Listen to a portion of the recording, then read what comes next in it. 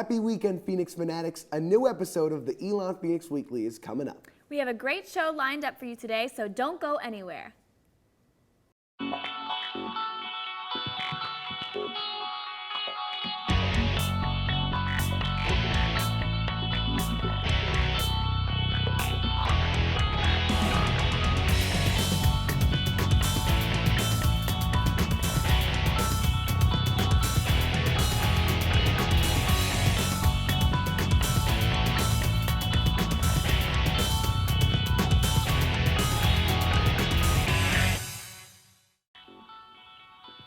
Good morning and welcome to another edition of the Elon Phoenix Weekly. I'm Greg Brzezinski. And I'm Cabby Borders. Thanks for joining us on your ESPN2 local sports break. Every Saturday, we'll bring you beyond the game and into the lives of your favorite Elon sports athletes and coaches. We have an exciting lineup for today's show, so let's dive right in. During his past 2 years at Elon, David Wood has made a name for himself on the baseball diamond. However, this year he's changing helmets and staking his claim instead on the football field.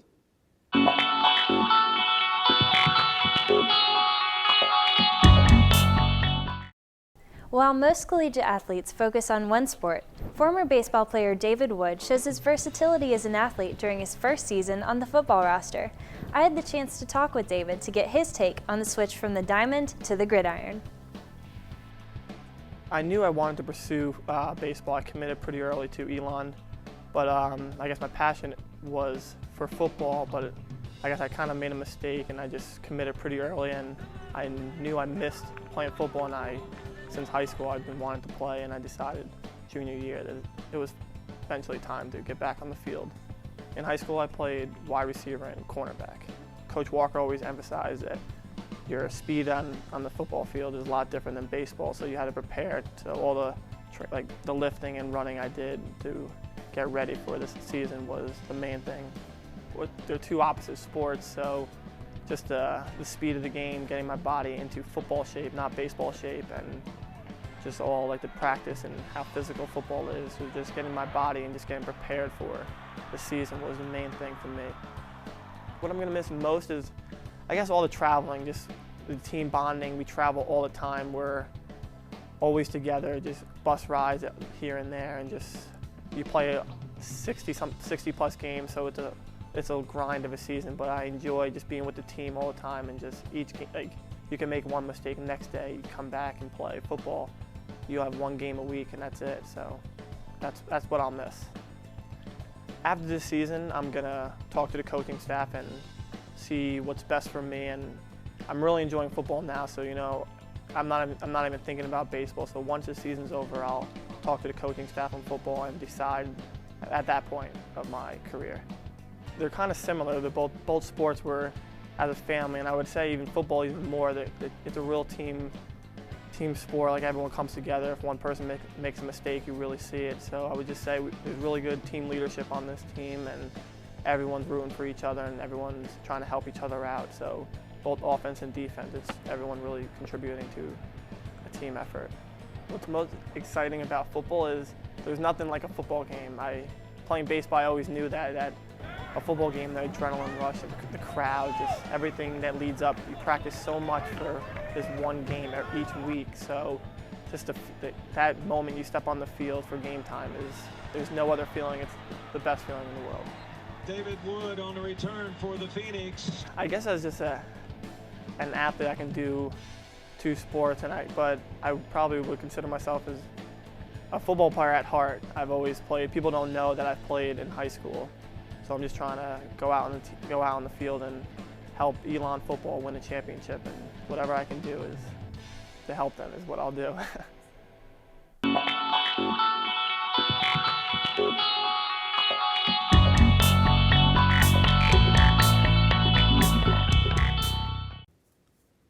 Wood and the rest of the team take the field at Rhodes Stadium for the last time this season on November 19th against Appalachian State. Be sure to come out and support the Phoenix.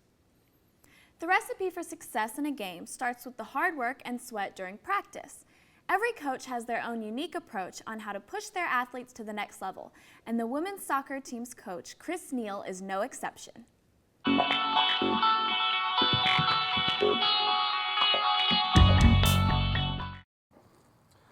On a line at midfield, we'll get the team sorted. Here we go. 2011 marks Coach Neal's 4th season as head coach of the Elon women's soccer team. He has a long career dating back to being a student assistant at UNC Wilmington in 1994, so he has plenty of experience to share with this young Phoenix team. All sides in effect. Ready, play. Finish. Oh my God! Turn your soccer brain on. Let's go.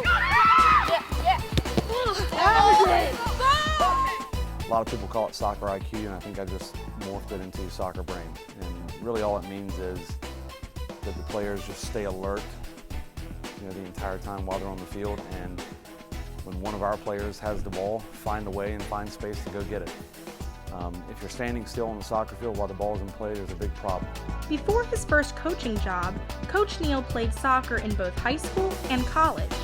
He is very hands-on in practice because of his playing experience, sometimes even taking part in drills with his players. I grew up as a goalkeeper, and I was that kid that probably didn't like to run when I was 10 years old, so that's why I got put in goal. But I was just crazy enough to like that position. And I played club and played high school and went to UNC Wilmington. And unfortunately, my freshman year, before I even got a chance, I ended up having my second knee surgery. And basically called my competitive days, called it a day. Every now and then I'll hop in with them. I'm still a competitive jerk, so to speak, so don't know how much they like that. But yeah, it's fun to get in and knock it around, and I tend to get involved in the smaller games where there's not as much running involved. I will not hop in goal anymore, that's just too hard on the body, but we enjoy it. If we play with tenacity and we're aggressive and we create a fast tempo, I don't think that back four can handle us. Coach Neal's confidence in his team comes from the hard work they have shown and the progress they have made this season. They have come a long way and are looking to make their mark in the Southern Conference tournament. They've really come together as a unit. We've had a couple of flashpoints throughout the season where I think they finally got it. And as young players, that's just part of the process. We've gotten to the point where if you look at the last couple of weeks, we're on a 3-game winning streak, and we've really won some close games. And like the Western Carolina game, that's a very good team that we won with 9 seconds remaining, in double overtime. And it was just a tremendously exciting way to win games, and I'm not so sure we were capable of that in early September. They've grown from a maturity standpoint, they've grown from a toughness standpoint, and from a team chemistry standpoint, they're really out there working hard for each other now.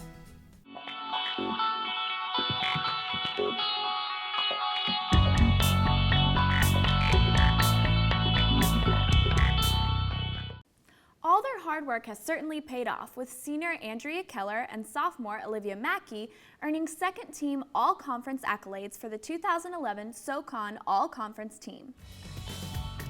When we return, we take a look at the career of senior Caroline Lemke and the other talent she brings to the volleyball court. Plus, football's tight end coach Bobby Blick and his unique journey to coaching here at Elon. All this plus so much more after the break. Don't go anywhere.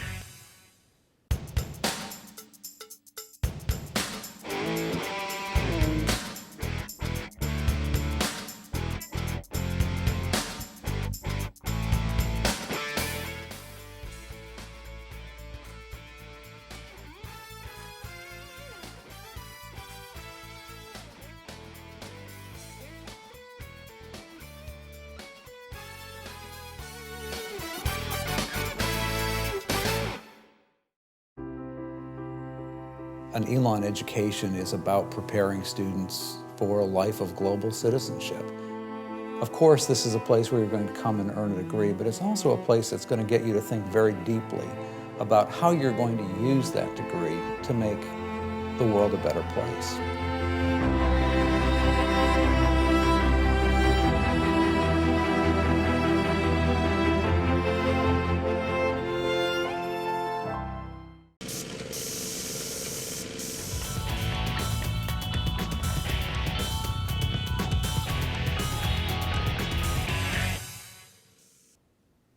Welcome back to your ESPN2 local sports break. The Elon Phoenix Weekly is made possible by the students of the School of Communications in association with the dedicated coaches, athletes, and staff of Elon Athletics. Senior Caroline Lemke of the Elon women's volleyball team has undoubtedly demonstrated her talent on the court over the past 4 years. However, before every home game, she shares a different kind of talent with the Elon community.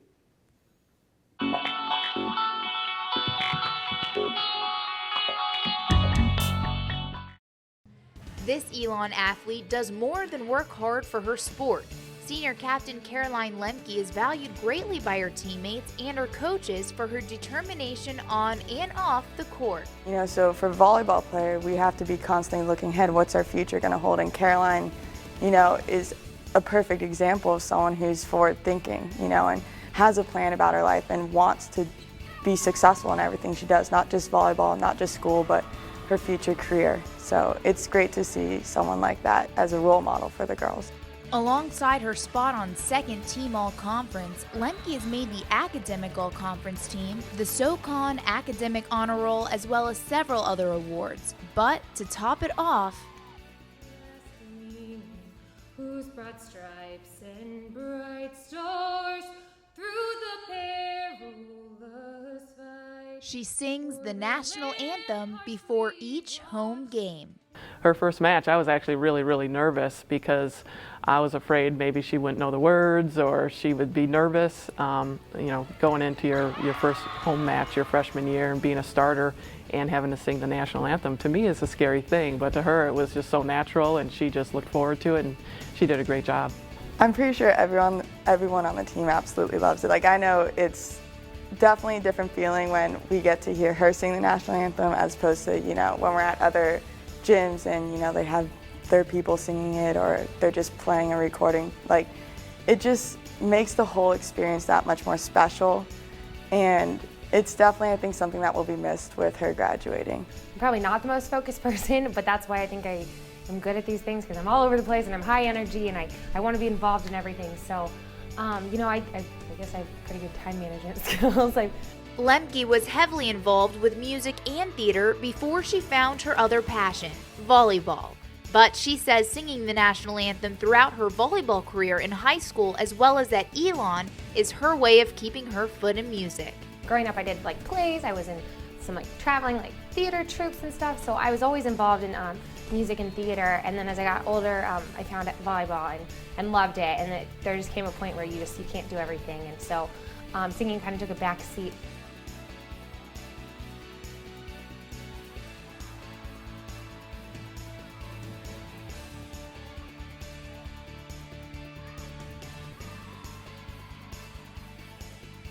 The first thing you notice about Caroline playing with her and even just watching is she's very energetic. She brings a lot of positive energy to the court, and not just in a competitive sense of, hey, I want to win this, let's go, but also in a, I'm going to support you, I'm your teammate, we're going to get through this together. And it's really fun to play with someone like that. Okay, right here, first match at home, let's just first unit right here. Let's do the ball. Caroline is just full of energy. She's happy every time you look at her. She's smiling, and she's just a fun person to be around. When she graduates, I'm definitely going to miss her.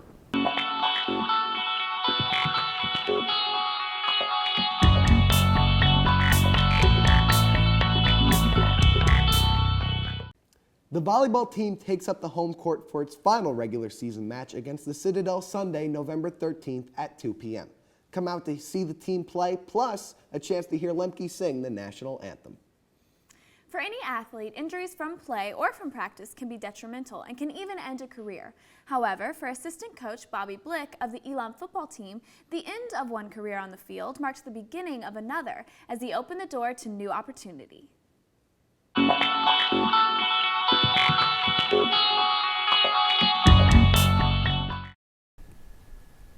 As a sophomore at North Carolina State University, Bobby Blick tore his ACL during preseason football practice. The injury would send him to the sidelines, but would also lead to an offer he accepted to be a part of the coaching staff. I had the chance to talk with Coach Blick about working from the sidelines at Elon University to put points on the scoreboard. Came there to play baseball and then missed football. So my dad's a football coach, high school coach. So kind of grew up on the sidelines. And then stopped playing baseball, and then went on football team, and then got hurt. So then that kind of led to an early coaching career, I guess you could say. So I always wanted to coach, but I guess not this early. And so I started working for the football team there. And then after I graduated, I was a grad assistant there for the last 3 years. And that's where I met Coach Webson, who was also at NC State. So definitely was a rewarding experience. Got to, I guess learn on the fly, coaching there at NC State, and led me here. So I'm definitely happy about it. I'd say it's something that I've always kind of liked, I guess. Being that I got into coaching early, like I said, I never wanted to coach this early. I always knew I wanted to, but good Lord works in mysterious ways, kind of led me early. So I guess it's always been kind of my niche. And so I've always felt like, my dad used to tell me, it's a young man's game. To be able to relate and communicate on the field is kind of what it's all about when you're out there coaching. Every athlete is wired different. And so when you're teaching in the classroom, like let's say a professor, there's certain professors that'll teach across the board and people learn differently. So if there's something I can pull based on my relationship with, one of my players, that'll get them to click and allow them to learn what we're trying to do a little more easily, I'm all for. So, I like getting to know people and figuring out how they work. And so I feel like that's an advantage maybe, coaching younger guys the way I do, because we're same age. so it helps out in the end, I feel. So I like it. Coach Blick formerly played as a tight end and says he enjoys coaching the position. Tight ends are kind of like the mixed utility man, which I like. So based on like our offense, and if you look at like our roster and who we have at tight ends, we have two guys that can block on the line like a tight end's supposed to, and then extend, kind of out in space and run like wide receivers. And so we ask them to do a whole lot. We spread them out, throw them the ball, bring them in, block, then go out for a pass, and then you start to see a lot of stuff in the backfield as well, where their lineup is fullback and roll out and a lot of stuff. So I like it. It definitely, you get your hand in, I guess, all aspects of the game offensively. So how it works, everybody judges by wins, and I want to win.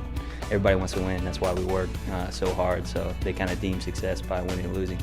But the thing that impressed me most about my dad growing up, it was me and my sister. And then, so never had any real brothers, I guess, siblings. But everybody he coached, he had such an impact on their life. Like, they always showed up at the house. They always called the house, check on them, that kind of thing. So that kind of led me into coaching. So I coach for the relationships, the impact you can have on people, and just to, get to work with and get to know people. And hopefully down the road, I would love at the end of my coaching career for somebody to just say, man, you helped me out a lot. You had an impact on my life. Because of you, I did this. That's why I coach. So I love it. Coach Blick says he hopes to pass on the lessons he learned from the men that were a positive influence in his life. The old saying, my grandpa's a Marine. He used to say, Fido, forget it and drive on. So that was one thing I always told myself, if just because one door closes, another door is going to open. You just got to stay positive, and that nothing good ever happens without first being positive. And so I definitely think that's something maybe I haven't actually put into words before like I have now, but I've always thought and kind of come into my head when times get tough and those sort of things. So just to be able to rebound and keep moving forward and know that's what you want to do and what you feel called to do, and nothing will stop you. So stay positive about it.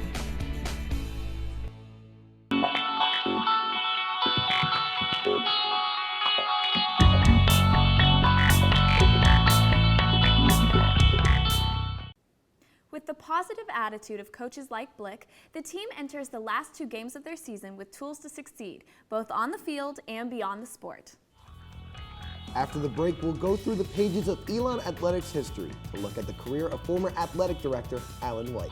Plus, after many recent renovations, I joined current athletic director Dave Blank for a personal tour of what the new facilities of Alumni Gym have to offer. We'll be right back, so stay tuned.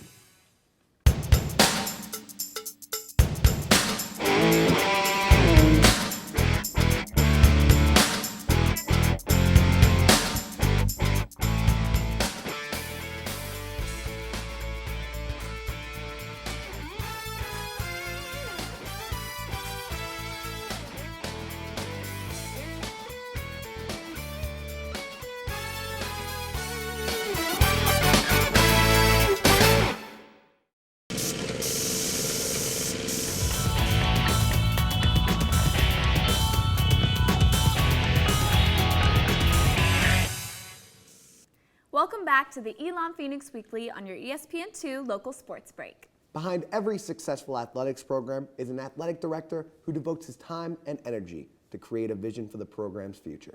Alan White retired from the role of athletic director at Elon in 2006, ending a rich chapter in Elon athletics history, one full of many of his notable achievements, including overseeing the construction of Rhodes Stadium. Here's a look at White's career and the lasting impact he's had here at Elon.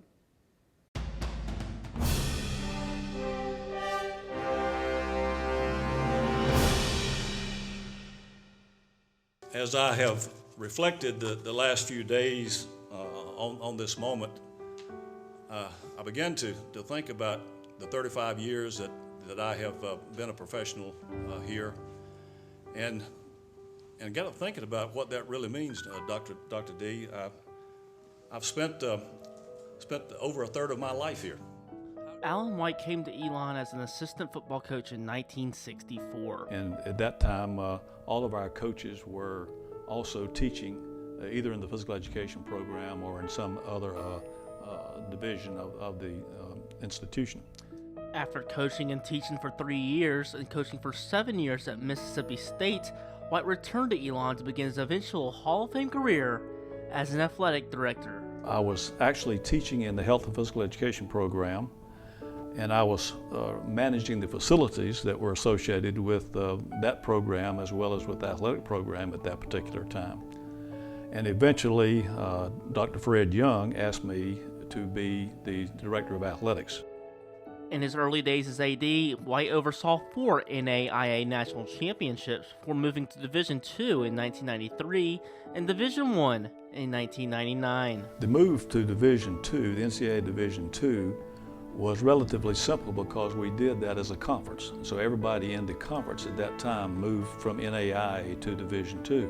Now, when we made the move to Division I, we made it with first of all, not belonging to a conference. And so we had to get all of our schedules from scratch because we didn't have anything that was automatic. And that became quite an endeavor. And so we finally worked that out and became a member of the Big South Conference in our first move, and then eventually had an opportunity to join the Southern Conference, and that's where we are now. This project would not be possible without the vision of our athletics director, Dr. Alan White. The move to the NCAA wasn't the only one White stood over. He was there when they moved from Williams High School to an on-campus football location in Rhodes Stadium. The thing that was so interesting about getting back on campus is that it enabled alumni and friends and supporters to come back to campus and see all the things that were going on in Elon, and not just the football game. Because when we played at the high school stadium, they would come to the games and then leave and not get over to the main part of the campus a lot of times. Not that everybody did that, and not that there weren't times that they could get there. But a great many of them would come to the games and then leave, and they didn't see what was going on over at Elon. And so this was a big plus for us. For 2 people whom we believe have contributed to Elon College and then Elon University now for years in the athletic department, Dr. Lambert, we would like to name the field the Dr. Alan and Norma White Field. In honor of White's contributions to Elon athletics, both the track and fields field and the Elon Bell Tower were named in honor of the former Elon AD. White was enshrined into the Elon Hall of Fame in 2007. Well, I think anytime that you get recognition of this nature, that you feel humbled, you feel honored, and you feel appreciative of all of the people that were supporters of yours, that helped you get to that level, and you certainly hope that they understand that this was not just for me, but for everybody who had a role in my being able to receive such recognition.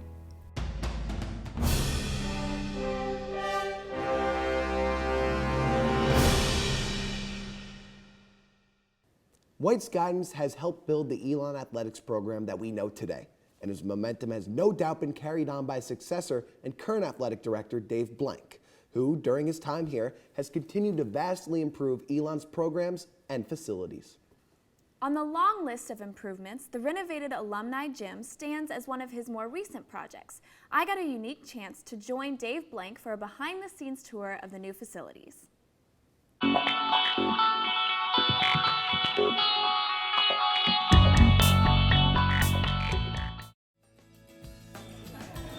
After a generous gift from alumni, the alumni gym went under major renovations. The south entrance was reopened and all of the locker rooms got great improvements. Athletic Director Dave Blank gave me a tour to show me around some of the great renovations. It's been about a 3-year project actually, with a lot of activity. But with the concept and everything developing over about a year. And basically it's impacted everything to do with basketball and volleyball because this is their facility.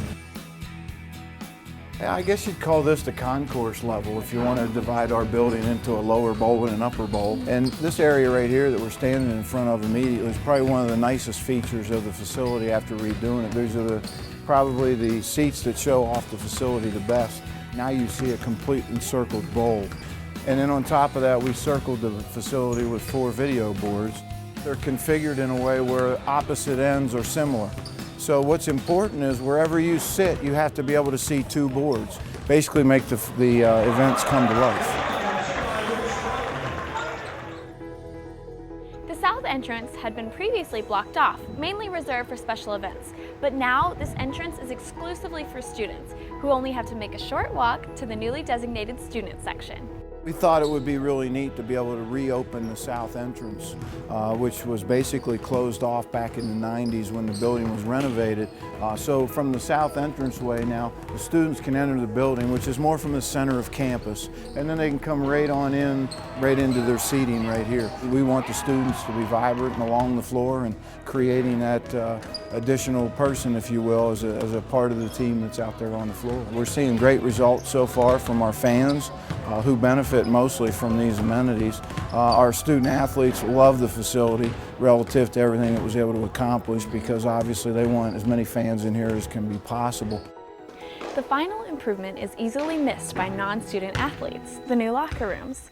Both men and women basketball teams, along with the volleyball team, got new locker rooms, complete with a team lounge and game footage viewing capabilities. This is the men's locker room. We have lockers here for all of our student athletes, so this is where they dress. You just take one locker and you can see in the configuration how they have places to hang things, and these are areas for shoes and things that they want. And then this area was done intentionally to be able to, they could actually put their laptop in here and charge it. This is our video room here. This is where each player would have a seat and the coaches can use this as a smart board, and they can basically use the smart board, draw plays on the board, and then save it to the computer. This is our student athlete lounge area. So this is basically for our student athletes just a place of their own. We have an area for them to refrigeration for snacks and things like that, but really also for ice. Television and a place for them to sit around and basically hang out together, bond together, things like that. We have this for a number of our sports now, but we never had it before for basketball. Volleyball now has one in this facility as well. So we're really getting up to speed with who we recruit against. And that's really what this is all about. You now have a place to learn, a place to hang out, your own locker room. The gym has been redone. It's really important to recruiting to be able to have those kind of amenities. And when prospective student athletes come in and visit, their eyes are wide open by what they see. And that's really what you want.